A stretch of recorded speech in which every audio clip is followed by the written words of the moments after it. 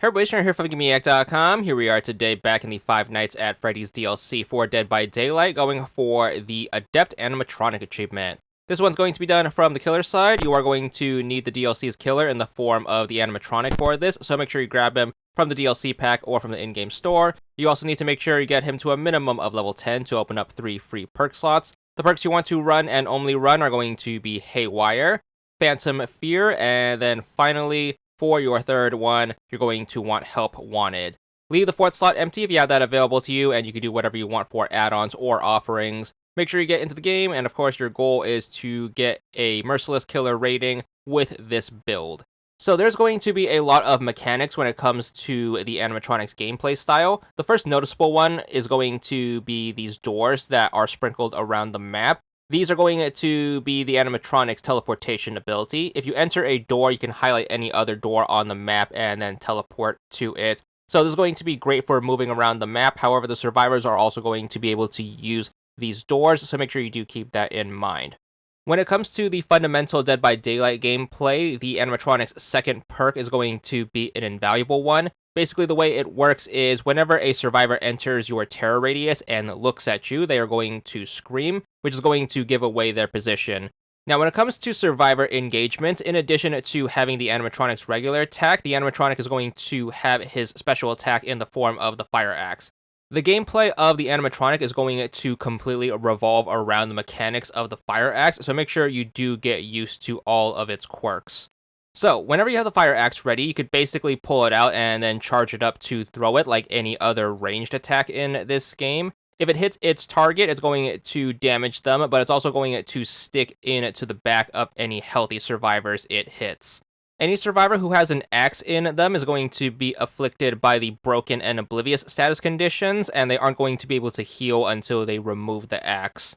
Now, if you happen to miss your axe throw, wherever the axe happens to land is going to have a little area of effect to it. Any survivor who goes through this area of effect is going to have the killer instinct status condition put on them, which is going to basically allow you to get their position while it's going off.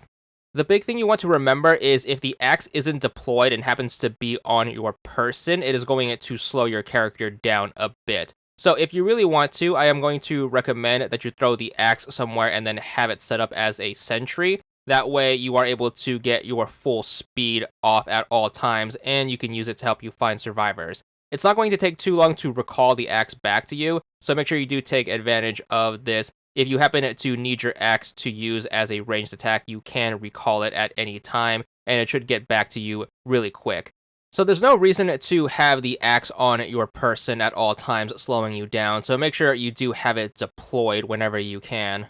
It is going to be more advantageous that the axe is going to be in the back of someone. In addition to those status conditions mentioned earlier, if you happen to hit the attack button on someone who has an axe in them, that should give you an automatic grab in the form of the yoink, which is going to automatically put that person on your shoulder, so you don't have to worry about downing them and then picking them up like normal.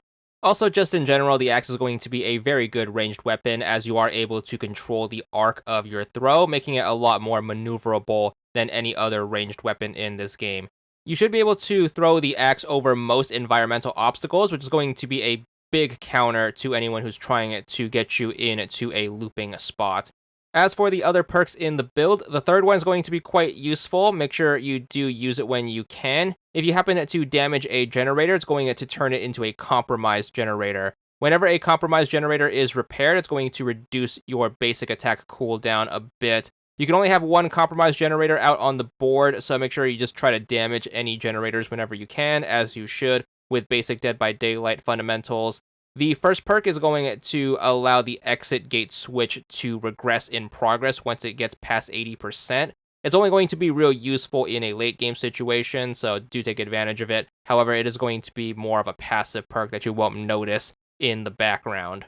So with that out of the way, basic mastery of the animatronic comes down to how quick you can get a hang of the fire axe and all of its mechanics. The big thing to keep in mind is whenever you are in a major chase that you want to ditch the axe so you can get that little bit of a speed bump.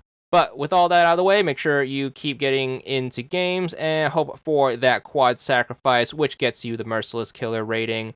If you can pull it off, the achievement should be yours once you get to the results screen. There it is. This one's going to be worth 20 gamer score, and that's all there is to it.